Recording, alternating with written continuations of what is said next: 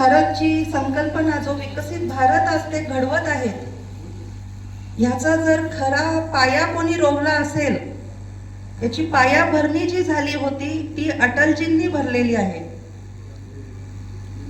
आपण जर बघितलं तर अटलजींनी त्यांच्या काळामध्ये पहिले परराष्ट्र मंत्री म्हणून त्यांनी काम केलं होतं. आणि परराष्ट्र मंत्री असताना जर त्यांचे परराष्ट्र धोरण आपण बघितलं तर खरोखरच वाखाणण्यासारखं आहे. आज सुद्धा आपला देश त्यांनी केलेल्या परराष्ट्र धोरणच आपण स्वीकारत आहोत आणि त्याच्यावरतीच आपण पुढे जात आहोत. आज सुद्धा आपण तेच फॉलो करताना आपल्याला दिसत आहे.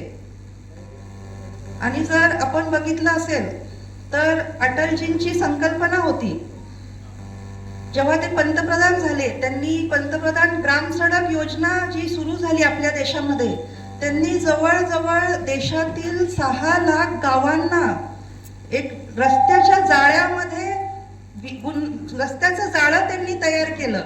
त्यांचं म्हणणं होतं कि जो सड़क गांव की तरफ जाती है तो सिर्फ सड़क ही नहीं जाती, उस सड़क से गांव की तरफ शिक्षा जाती है, उस सड़क से गांव की तरफ स्वास्थ्य जाता है, उस सड़क से गांव की तरफ विकास जाता है.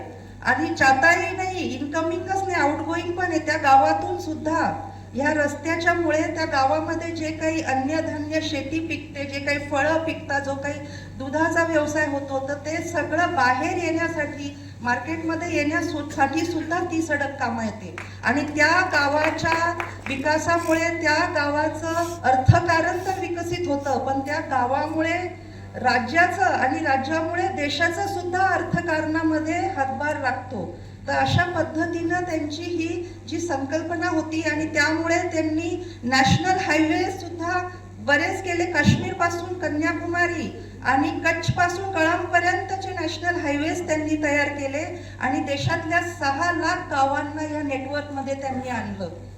तर इतका हा द्रष्टा असा नेता होता, इतकी दूरदृष्टी त्यांना होती.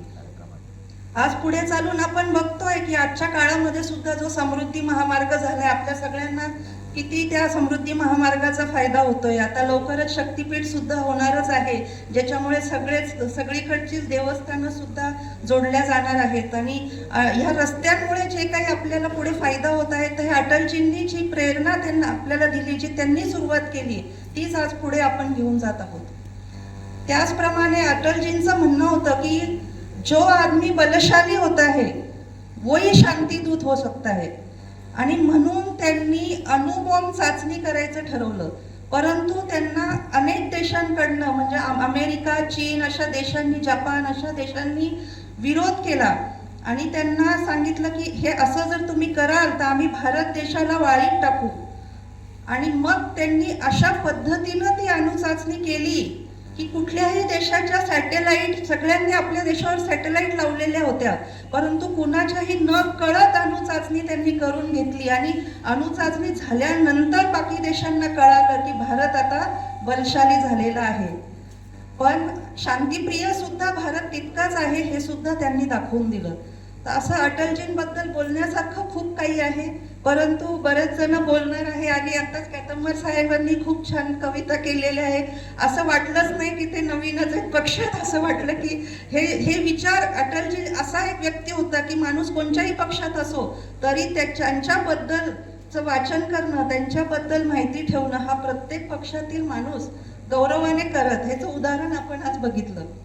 तर फार काही मी सांगत नाही, पण त्याच अटलजींनी जे आपण आता सगळेच म्हटले, जो 2 खासदार थे और आज आपलं सरकार आलेलं आहे, तर तीच हिंमत ठेवून आज जरी नगरपालिकेमध्ये आपले 4च आलेले असतील निवडून, तरी सर्वप्रथम तर मी 4ही नगरसेवकांचं खूप मनापासून अभिनंदन व्यक्त करते. आणि जे नाही निवडून आले परंतु त्यांचंही अभिनंदन करते, कारण त्यांनी सुद्धा खूप टफ फाईट दिलेली आहे, खूप चांगल्या पद्धतीनं ते लढलेले आहे. बाकी अनेक कारण वेगळे असतील ज्याच्यामुळे पिछेहाट झाली असेल, पण लढाई तो सबने अच्छी की है. आणि जसं तांबोळेताई म्हटल्या की ग्रामीण भागामध्ये वेगळं असतं, हे शहरातलं वेगळं असतं, त्याच्यामुळे ग्रामीण भागातील लोकांनी खचून नाही जायचंय. सगळे जे पदाधिकारी बूथचे सगळे जे आलेले आहेत, तर आपल्याला बूथ लेवल पासून संघटन मजबूत तर केलेलंच आहेच ऑलरेडी आमच्या दादांनी आणि मुटकुळे दादांनी, पण मीही त्यांच्यासोबत त्यांच्या मार्गदर्शनाखाली जे काही जिल्हाध्यक्ष मार्गदर्शन करतील, आमदार साहेब मार्गदर्शन करतील, आमचे वडकुते दादा मार्गदर्शन करतील आणि वसमतचे सगळेच तुमचे सिनियर मंडळी, केतनवार साहेब सुद्धा खूप अनुभवी आहेत, तर सगळेजण ज्या पद्धतीने सांगतील त्या पद्धतीने काम करायची माझी तयारी आहे.